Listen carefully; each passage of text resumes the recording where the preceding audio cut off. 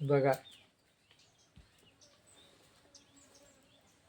महाभारत म्हणजे काय? माझे, माझं आणि तुझं. आज जगामध्ये काय महाभारतच चालू आहे. आणि आज दुसरं काय आहे? कली. जे काही ऐकायला नको आहे ते ऐकायला येऊ राहिले आणि घडू राहिले.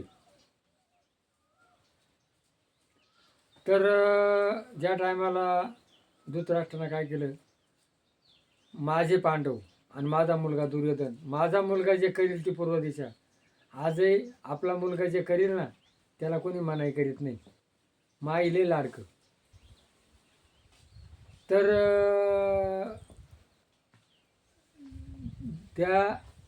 त्यांनी सगळे पांडव आपले युद्ध झालं. कृष्णाचं काम काय आहे? यदा यदा धर्मस्य ग्लानिर्भवति भारत. ज्या वेळेला अधर्म माजतो आणि धर्माचा नाश होतो. धर्म म्हणजे काय? जगा आणि जगू द्या, माझंच भरलं पाहिजे. आज जगात तेच चाललेलं आहे, फक्त माझं भरलं पाहिजे. आणि मग ही जी भावना मग त्यांनी सगळे मारले. आणि मग कोण राहिला? धृतराष्ट्र. आंधळा होता पण जास्त लोभी होता. आणि मग याचं धर्माचं राज्य सुरू झालं. आणि मग धर्म त्याची इतकी सेवा करायचा.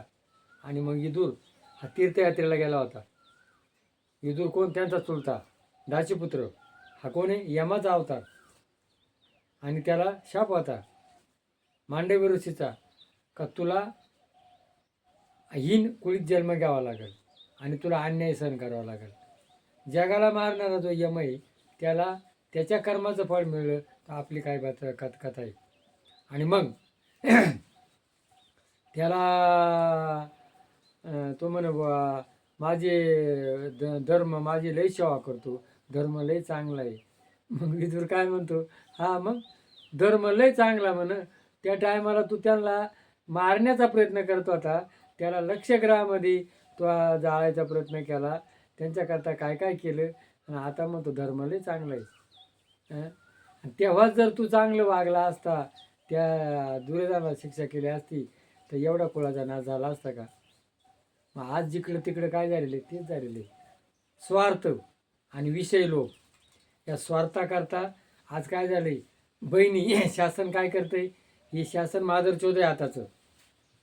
हे लोकांना चुत्या बनवतात. या शासनानं काय केलंय?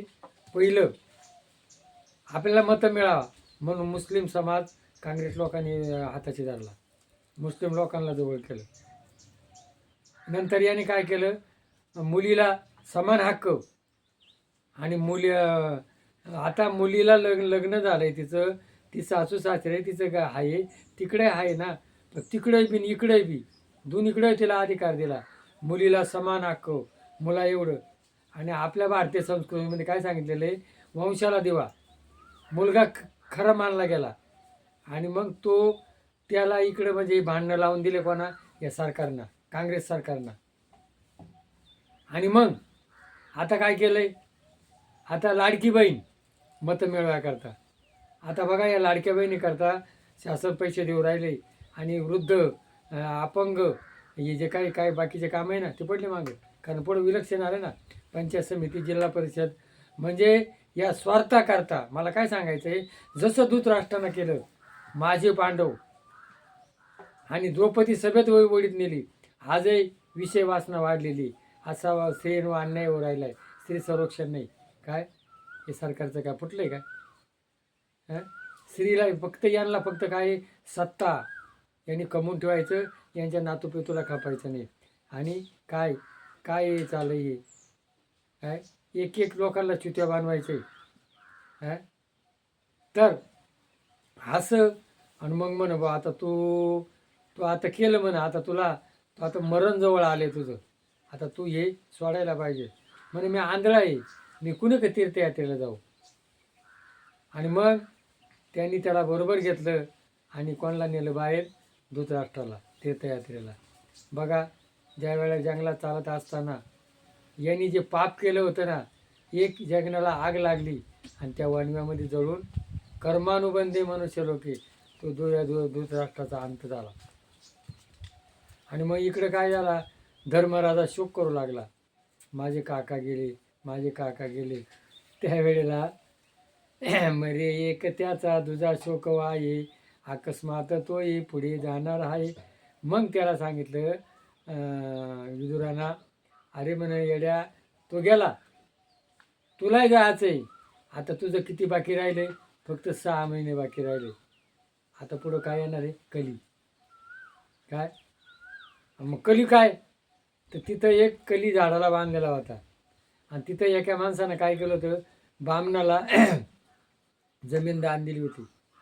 आणि मग तो बामण काय म्हण, भो मला जमीन दान दिली, पण या जमिनीत आहे ना, ते पडलेलं धन आहे ना, हे धन मला नको आहे. तो बामण म्हण मला नको आहे आणि हा म्हण मला नको आहे. शेतकरी दोघांचं भांडण चाललं. तेवढ्यात कली जो होता ना बांधेल, थोडा डिल्लो केला. तो बामण काय म्हणतो, तुला शेत दिलंय, धन नाही देईल. हा म्हणतो ते शेत दिलं म्हणजे धनही मलाच दिलंय. हा कली घुसला. मग त्यावेळेला धर्मानं सांगितलं, बाबा अरे मी आहे तोवर तरी याला बांधून ठेवू. आणि म्हणून हा कली घुसलाय. माझं येते माझं, दुसऱ्यांचं माझं, माझ्या नवऱ्याचंही धन मला पाहिजे, माझ्या भावाचंही मला पाहिजे. अरे पण त्यानं कष्ट केलेलं, तो जरा राबेलही. मला काय म्हणायचं आहे, तुम्ही स्त्रीला समान हक्क दिला, मान्य आहे. आणि ज्येष्ठ नागरिक, मग ज्येष्ठ नागरिकाचं वय 75 आहे आणि त्याची बहीण त्याच्या काही समागती, आणि त्यानं आयुष्यभर कष्ट केले त्या शेतामध्ये. मग त्याचा पगार शासन तुम्ही त्याला पगार देता ना, मग त्यानं कष्ट केले, मग त्याची काय वाटे, त्याला पगार नको द्यायला का त्या ज्येष्ठ नागरिकाला? म्हणजे हा सगळा स्वार्थाचा बाजार आहे आणि हा कलीचा संसार आहे. माझं येते माझं, विषय वासना. आज मुलाला तिचा प्रियकर 2.5 वर्षाचा मुलगा ती नरडी दाबितोय आणि बाई खुशाल पाहती. अरे पोर म्हणता, मम्मी मला सोडव. म्हणजे विषय लंपट, विषय भोगी झाला जीव, त्याची कोणी करणं किंवा. आज या कलियुगामध्ये जिकडं तिकडं स्वार्थ भरलेला आहे, विषय वासना भरले. बहीण भावाचा व्यवहार होऊ राहिला आहे. चुलता पुतण्या, आजा नातू नात, म्हणजे काहीच नाही, सगळा भ्रष्टाचार झालेला आहे. याचं कारण काय आहे? पुढे सगळ्यांचा नाश होणार आहे. विनाश काळ विपरीत बुद्धी.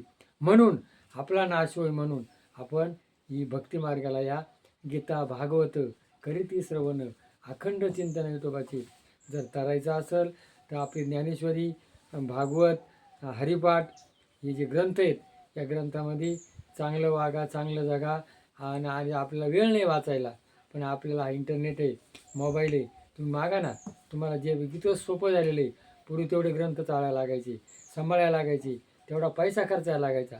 आज जर म्हणलं काय नाही, सगळे मोबाईलमध्ये सगळं येतं आहे. आणि मग आपल्या जीवनाचा विकास करायचा असेल तर आपण हे वाचा, आपल्या मुलाबाळांना वळण लावा, वाईट मार्गाला जाऊ नका. चांगलं पहा, चांगलं वागा, चांगलं खा, चांगलं राहा. चांगल्याकरता क्षणभंगूर आहे आणि कर्माचं फळ हे कोणाला चुकत नाही.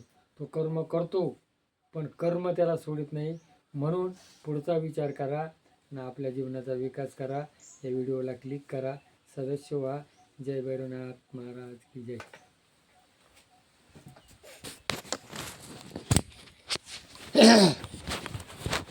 काय नाही पडला.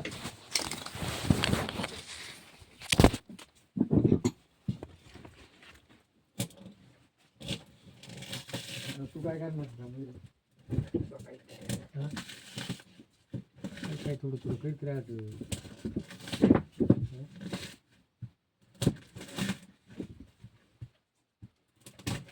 काय जाणलं गोळ्या आणायच्या, आणून काढायची, करायची ते मग त्या घरात आणून ठेवायच्या.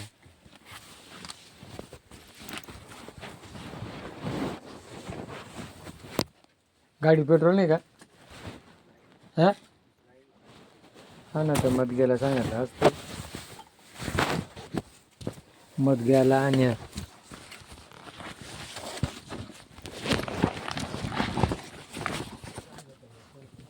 कोणला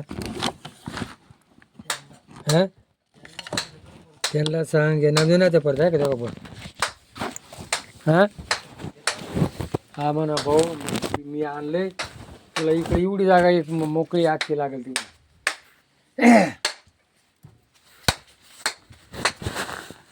गोड बोलायचं जरा भाऊ दादा करायचं, कारण ती झालीच आपले बाप.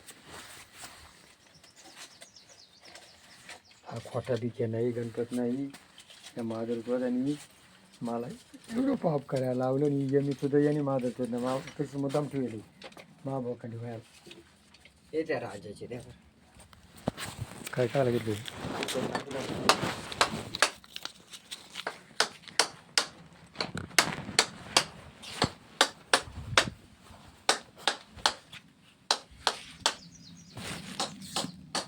त्यांना फोन करून सांग म्हणा मी बिया आणून ठेवले, मला नांगरायचे म्हणा.